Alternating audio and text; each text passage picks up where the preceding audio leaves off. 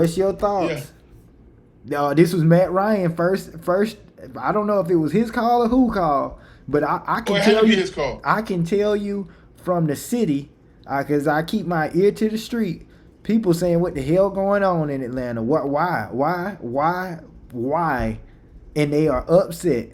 Falcon fans are, Falcons fan love Shador. So now you bring Stefanski over here, who from our thought process was hating on Shador or was completely against it, and it could have been ownership, it could have been something that we don't know.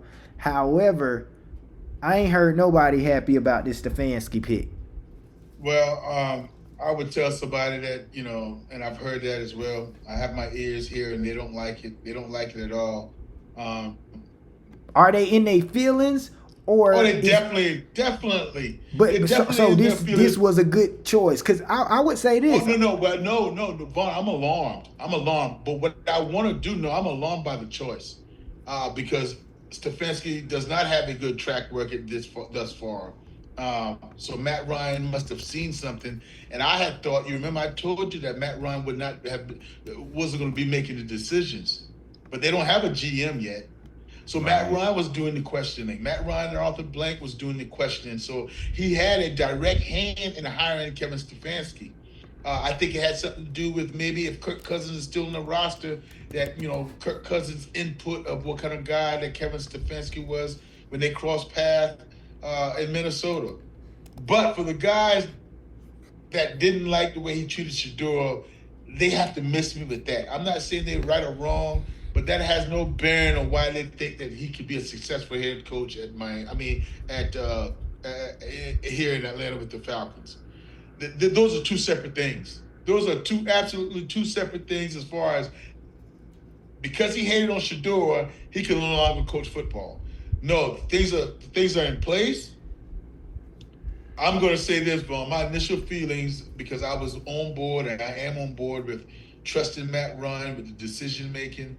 I'm going to say let it play out. I'm going to see Matt. You're on deck, Matt Ryan. Your popularity, um,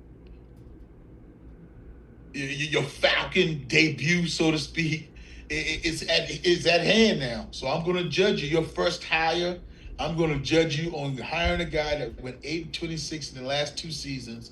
I mean, you hired a guy that last year was dead last in points per game and touchdowns. So what sparked that meeting? Where did you see Kevin Stefanski changing the program around? This is the same Kevin Stefanski that had a number one pick in Baker Mayfield.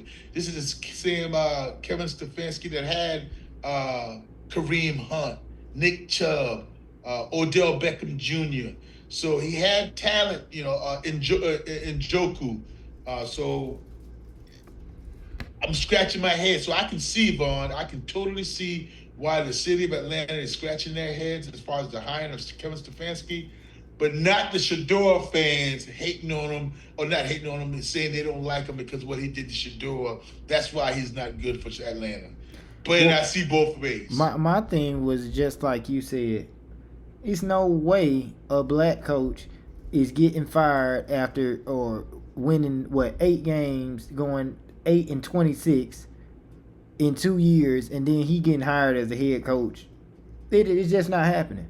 Why didn't they? I said that I suggested for the Falcons to come back, and I say come back to what?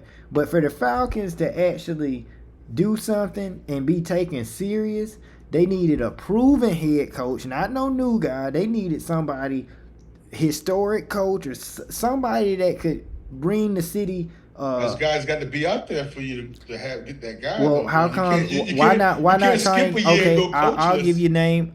And if you're down for more infotainment, information, and entertainment, like and subscribe in between the lines.